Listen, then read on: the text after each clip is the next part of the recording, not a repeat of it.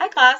It's Courtney, and I am going to share my dramatic narrative speech with you today.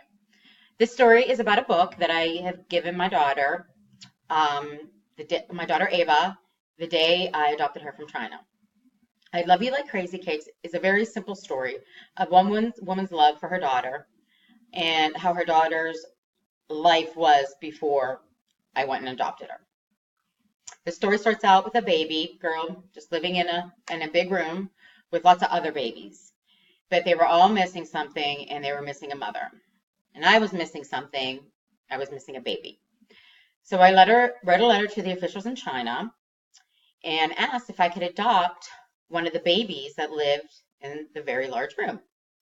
So months later, I packed my suitcase with toys and blankets and clothes and flew to China. After a few days of getting adjusted, I drove to the countryside to the big room where my daughter Ava and her friends were. The moment I took Ava into my arms, I cried, and so did she.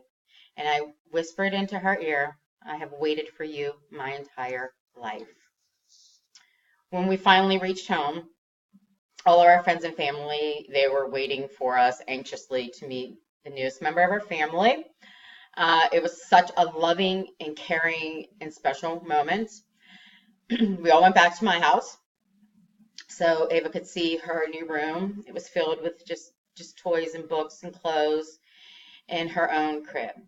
And she just gave me a smile like I'm home. That first night, and when everybody left, I rocked Ava in her rocking chair and played a lullaby, and we read our very first book in our forever home, I Love You Like Crazy Cakes. In that moment, I held my baby so tight, and I kissed her, and I cried tears for her mother in China, who could not help but to not keep her.